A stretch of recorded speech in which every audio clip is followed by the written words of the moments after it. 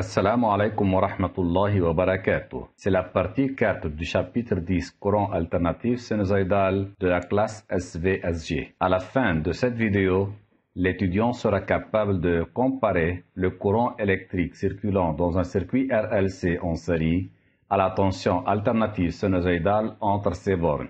Tout d'abord, on rappelle quelques concepts de la vidéo précédente. 1. Dans un circuit RC en série, le courant électrique et la tension sont toujours en déphasage. 2. Dans un circuit RC en série, la tension aux bornes du condensateur est en retard de phase sur le courant ou le déphasage de I par rapport à UC est pi sur 2 radians. 3. Dans un circuit RC en série, la tension aux bornes du générateur est en retard de phase sur le courant ou le déphasage de I par rapport à UG est entre 0 et pi sur 2. Expérience 4. Le circuit suivant est formé d'un générateur à basse fréquence délivrant une tension alternative sinusoïdale associée en série avec un condensateur de capacité C, d'une bobine d'inductance L et de résistance interne R et d'un conducteur ohmique de résistance R. Un oscilloscope est connecté pour mesurer la tension aux bornes du générateur et la tension aux bornes du conducteur ohmique.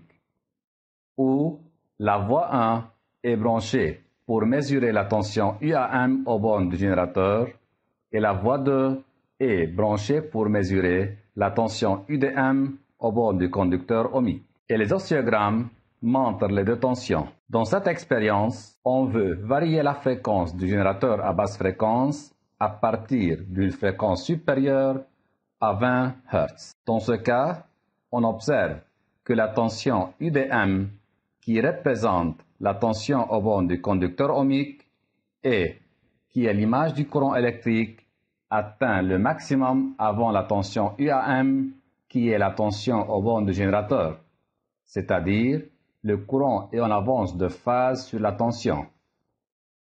Alors, quand on augmente la fréquence du générateur à basse fréquence, on observe que la différence de phase entre UDM et UAM diminue jusqu'à que les deux oscillogrammes seront en phase à une fréquence bien déterminée du générateur à basse fréquence. On continue à augmenter la fréquence du générateur à basse fréquence. On observe que les deux oscillogrammes seront en déphasage du nouveau et la tension aux bornes du générateur atteint le maximum avant la tension aux bornes du conducteur ohmique. Alors, on conclut que la tension est en avance de phase sur le courant. Donc, dans cette expérience, on a 3 cas dépendant de la fréquence du générateur à basse fréquence. Dans le premier cas, le courant est en avance de phase sur la tension.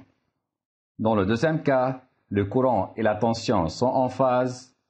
Et dans le troisième cas, la tension est en avance de phase sur le courant. Étude analytique. Selon la loi d'addition de tension, on a UAM égale UAB plus UBD plus UDM. On donne UAM, qui est la tension aux bornes du générateur, égale UG égale U cosinus oméga T, où oméga égale 2πf, et F est la fréquence du générateur. Alors on aura U cosinus oméga T égale UC plus RI plus LDI sur DT plus RI, où UC est la tension aux bornes du condensateur, RI plus LDI sur DT est la tension aux bornes de la bobine et RI est la tension aux bornes du conducteur ohmique.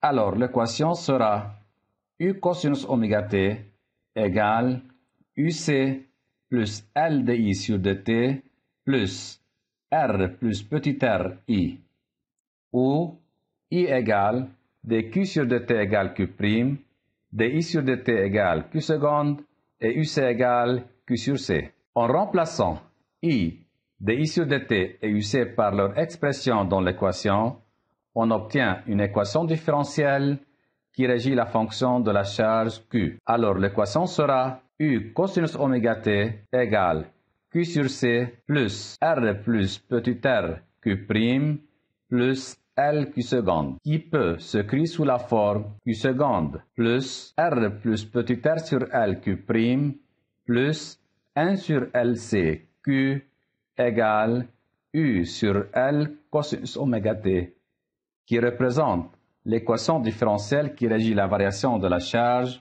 Q. La forme générale de l'équation différentielle est Q seconde plus 2 delta Q prime plus oméga 0 carré Q égale f de t qui est une fonction du temps. Par comparaison, on obtient oméga 0 carré égale 1 sur LC, par suite oméga 0 égale 1 sur racine LC, ou oméga 0 égale 2 pi f0.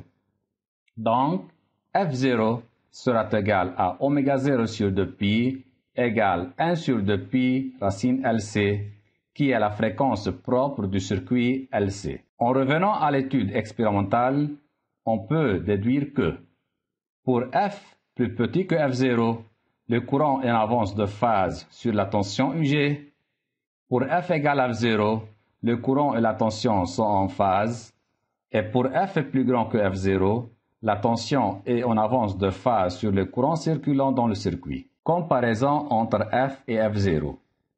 Dans le cas où f est plus petit que f0, la différence de phase de UR par rapport à UG est supérieure à 0, et dans ce cas, le condensateur est le composant prédominant dans le circuit et on dit que le circuit est capacitif.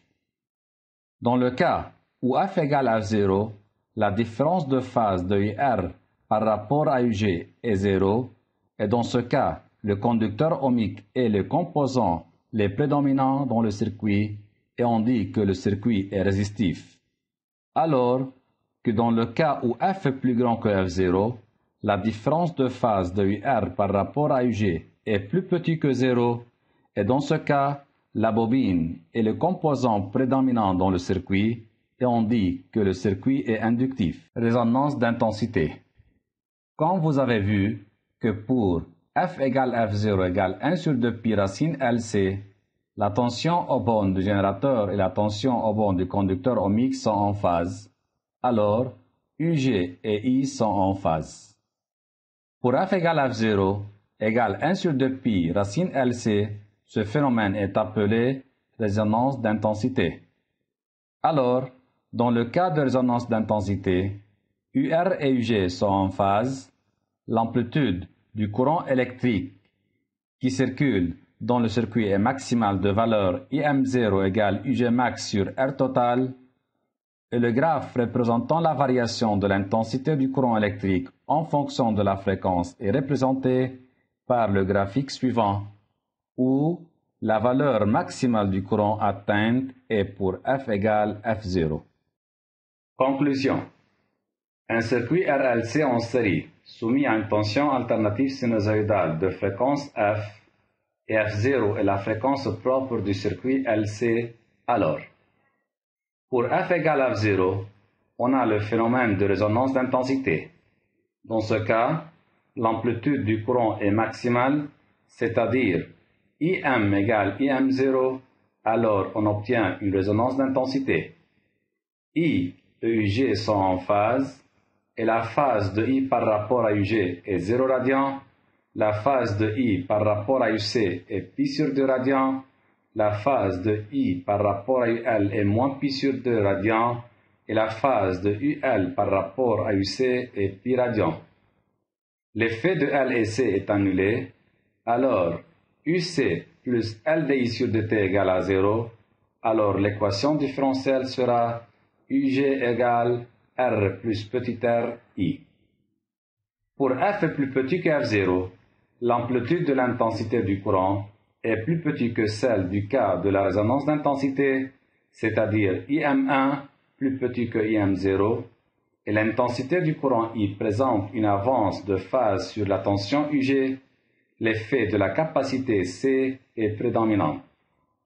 Pour F plus grand que F0, l'amplitude de l'intensité du courant est plus petite que celle de la cas de résonance d'intensité, IM2 plus petit que IM0, UG est en avance de phase sur le courant, l'effet de l'inductance L est prédominant.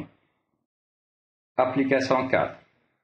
Dans le but de déterminer l'inductance L d'une bobine idéale de résistance négligeable, on relie cette bobine avec un conducteur ohmique de résistance R égale 10 ohms et un condensateur de capacité C égale 200 microfarads. Les trois éléments sont reliés en série avec un générateur à basse fréquence délivrant une tension alternative sinusoïdale réglable où UAM égale UM sinus de πft comme indiqué dans la figure 1.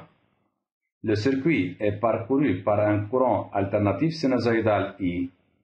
La voie Y1 d'un oscilloscope étant connectée aux bornes de UAM, alors que la voie Y2 est branchée aux bornes de UDM.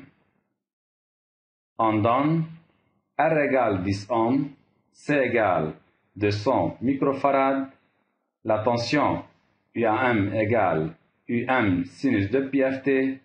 Pour les deux voies de l'oscilloscope, la sensibilité verticale est SV égale 5 volts par division et la sensibilité horizontale est 5 millisecondes par division. Question numéro 1. En utilisant la figure 2, calculez les valeurs maximales des deux tensions UR égale UDM et UG égale UAM. On a UG max égale Y fois SV égale 5 fois 3 égale 15 volts et URM max égale Y fois SV égale 5 fois 2,5 égale 12,5 volts. Question numéro 2. Calculez la valeur de la fréquence F délivrée par le générateur. D'après la figure 2, on a T égale X fois SH égale 5 fois 4 égale 20 millisecondes qui est égal à 0,02 secondes. Mais la fréquence est l'inverse de la période, c'est-à-dire F égale 1 sur T égale 1 sur 0,02 égale 50 Hz. Question numéro 3. Nommez le phénomène physique mis en évidence. Puisque UG et UR sont en phase dans le circuit RLC, alors c'est le phénomène de résonance d'intensité. Question numéro 4. Calculez la valeur de l'inductance L de la bobine. À la résonance d'intensité, on a F égale F0 égale 1 sur 2π racine carrée LC. En élevant au carré les deux membres, F0 carré égale 1 sur 4π carré LC, alors L sera égal à 1 sur 4π carré C F0 carré égale 0,05 Henry. Question numéro 5. Calculez la valeur de l'intensité maximale dans le circuit à la résonance d'intensité.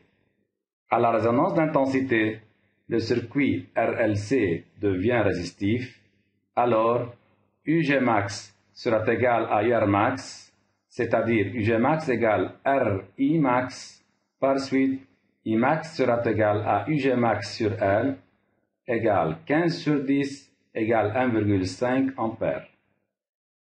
Résumé. 1. Dans un circuit RLC, si F égale F0, on obtient le phénomène de résonance d'intensité.